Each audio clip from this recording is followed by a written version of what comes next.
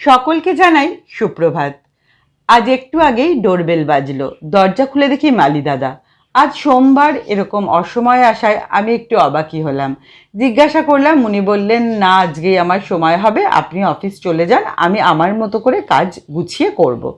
বললো ঠিক আছে, অনেকটা দূর থেকে আসে তো আমি আর কিছু বললাম না।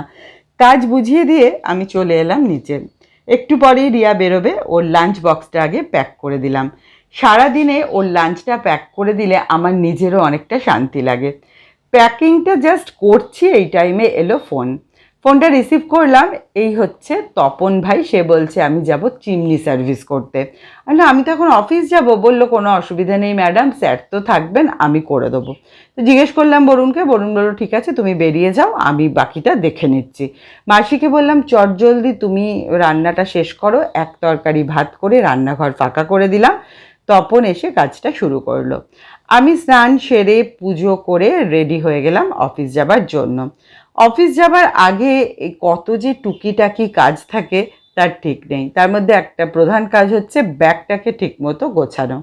তো সেই সমস্ত গুছিয়ে নিয়ে আমি বেরিয়ে পড়লাম অফিস যাওয়ার জন্য। যখন বেরোবো ভাবছি, তখনই দেখছি টিপটাপ বৃষ্টি শুরু হয়ে গেছে। স্টেশনে গিয়ে দেখলাম একটু আগে প্রচণ্ড মনে হয় বৃষ্টি হয়েছে, যেটা ঘরের ভেতর থেকে বুঝতে পারিনি। সারা স্টেশন চত্বর নোংরা এবং জল থই থই করছে। চলে এলো ট্রেন, উঠে পড়লাম ট্রেনে। সারা রাস্তায় পেলাম বৃষ্টি। তবে এখন বর্ধমান ঢুকছি, বর্ধমানে এখন বৃষ্টি নেই। পৌঁছে গেলাম অফিসে।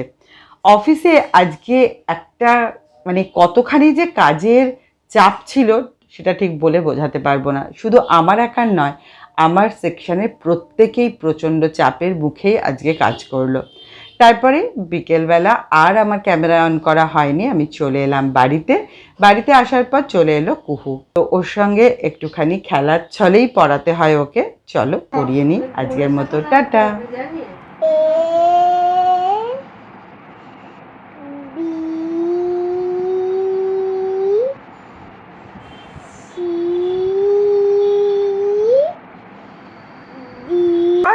Apple, B for ball, C for cat, D for dog, E for elephant,